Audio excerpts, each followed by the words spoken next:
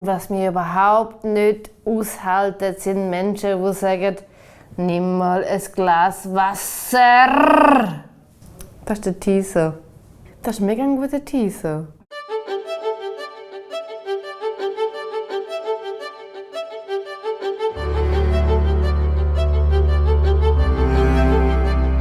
Hallo, ich bin Gülscha und ich beklage.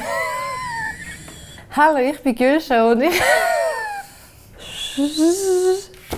Hallo, ich bin Gülscha und ich beklage mich heute über alles. Vor allem über Schälnägel.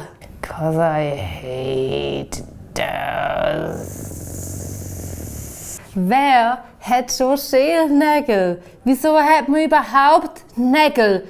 Ich bin wirklich betrunken. Ich habe eben immer das Gefühl, wenn ich so das Watson Wine schaue, die sind gar nicht genug betrunken. Emily hat mir gesagt, komm am 3, du musst trinken, du musst am 4 Weindach machen. Ich bin am 2 gekommen. Eigentlich geht es um Schälnägel. Und Schälnägel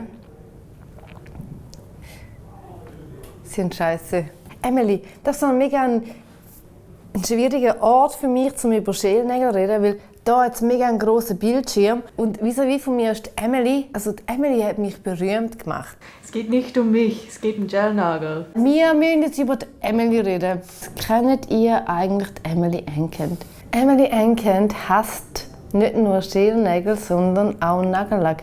Es tut mir mega leid. Ich bin wirklich angetrunken. Ich bin angetrunken. Okay, warte. You have to fix it in a post. Kannst du bitte die Kamera anhalten?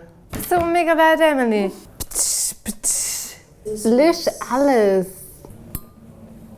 Ich habe an meine Zähne geschlagen. Mit dem.